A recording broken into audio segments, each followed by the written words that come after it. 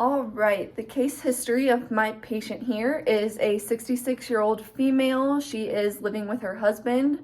She is the mother of 2 adult children who are living within 60 miles of her. She is highly social, involved in the church choir and women's groups, and is currently also in a monthly book club. She had a sudden onset of experiencing a catch in her throat when initiating speech around 4 years ago. Initially started out as intermittent voice arrest during social conversations. The condition became progressively worse over an initial 6-month period where she would lose her voice very intermittently and it'd be unpredictable. Because of this, the intermittent voice resting made verbal communication very difficult. She sought help from a speech therapist who put her on vocal rest, but this didn't seem to help. The client stated she seems the condition has stabilized over the past 3 years. So now I'm going to get into my case history questions with the client. Hi, how are you doing today? Good, how are you? Good, my name's Olivia. I am the speech pathologist here. I just thought I'd ask you a few questions just to get to know you a little bit better and talk about what's going on. Okay, when did you start to notice you were having some trouble with your speech? I would say it was probably about 4 or 5 years ago. Okay. How would you characterize this speech problem you've been having?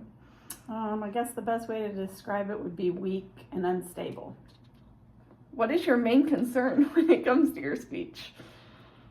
I guess the main thing is that it happens when I'm talking and in social situations, and people find it, it's hard for people to understand what I'm trying to say sometimes. And I know what I want to say, but I just can't get it out. That must be so frustrating for you. Have you seen any other specialists regarding this problem? Yeah, I saw a speech pathologist a couple years ago, and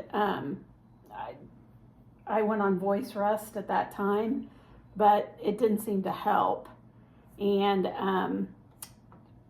her and my primary doctor suggested maybe seeing a neurologist, but I haven't done that yet. Okay. Did your primary doctor put you on any medications? Are you currently on any medications? No, I'm not taking anything. Okay. Sometimes those can complicate these conditions and can have something to do with it, but not in this case. Would you describe your speech errors as consistent or more inconsistent? I'd say it's pretty inconsistent. It just sort of happens when I'm least expecting it. Yeah. And it's just sort of sporadic. And it sort of holds me back from wanting to have conversations with people out in public, especially people I don't know. Yeah, I can understand that. Are there situations in which you feel this problem gets better or worse? I have noticed it's better when I have time to think about what I'm going to say. But if I'm in a situation where I have to respond quickly, that becomes a little more challenging. Yeah. And so I just try to maybe take a deep breath and count to 10 before I use my words. Yeah. All right. So when you experience these unpredictable voice breaks, as you have said you've been having, and as I read in your case history, do you have any compensatory strategies you use to repair this communication breakdown? I try to use maybe hand gestures to communicate a little bit more when it happens. Yeah. I noticed in the past you've been involved in choir and women's groups, and you've had a monthly book club. How do you feel your communication problem has affected your social life? I pretty much don't have a social life anymore, just because it's really sad. Because it's it's hard when you can't communicate with others, and when you're in a group setting, and the fact that it happens so inconsistently too. I never know when it's going to happen, so I just sort of keep myself out of social situations. Yeah, I can only imagine how frustrating that is for you. So I know you've been to speech therapy before.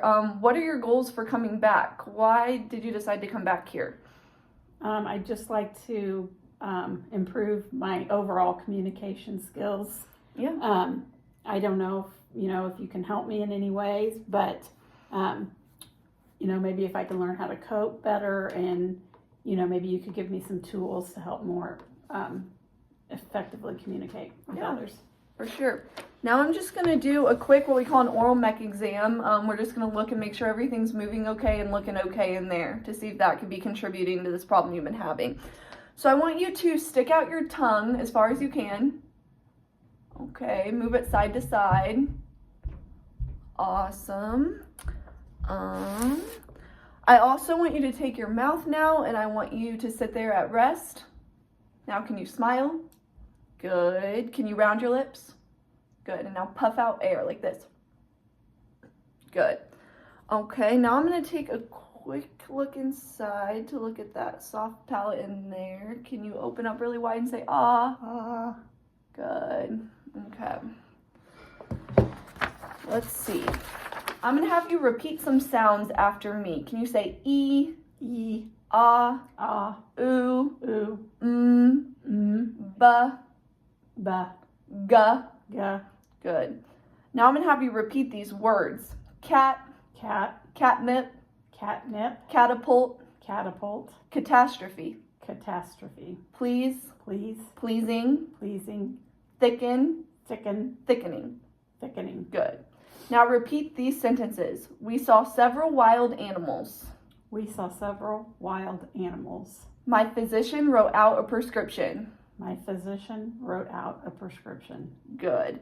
Now repeat the following as fast but as steadily as possible. Pa pa pa pa pa. Pa pa pa pa pa. Good. Now do puttica, puttica, puttica. Patica, patica, patica. Okay.